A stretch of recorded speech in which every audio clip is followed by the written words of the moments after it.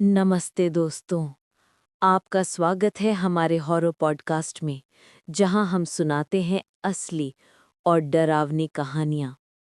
आज हमारे साथ हैं प्रोफेसर, जिनके साथ एक ऐसी घटना हुई जिसे सुनकर शायद आपकी नींद उड़ जाए।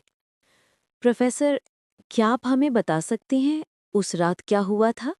हाँ, वो रात मेरी जिंदगी की सबसे डरावनी रात थी। करीब आधी रात मैं अपनी शिफ्ट खत्म करके घर लौटा। घर बिल्कुल शांत था। पापा माँ ऊपर सो रहे थे, लेकिन जैसे ही मैंने बैग सोफे पर रखा, मेरी नज़र अपने कमरे पर गई। मेरा दिल रुक सा गया। दरवाज़ा खुला हुआ था, जबकि मैं उसे ताला लगाकर ही गया था।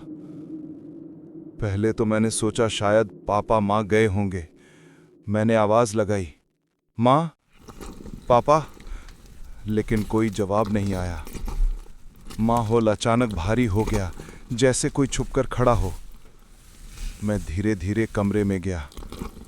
सब सामान वैसा ही था, बस आईने पर छोटे छोटे हाथों के निशान थे।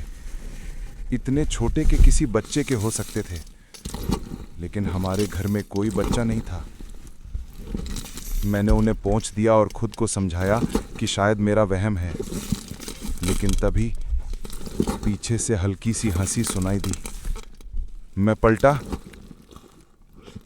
कोई नहीं। थक कर मैं बिस्तर पर लेट गया। कमरे में बस टेबल लैंप की हल्की रोशनी थी।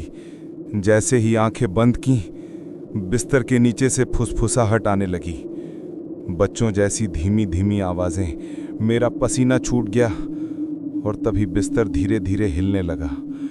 मैंने कांपते हुए नीचे झांका। फर्श पर दो पीले हाथ नजर आए और धीरे धीरे एक काली परछाई बाहर निकली।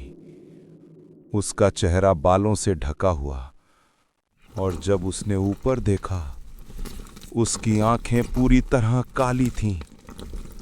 मैं डर के मारे चीखा और कमरे से भाग निकला।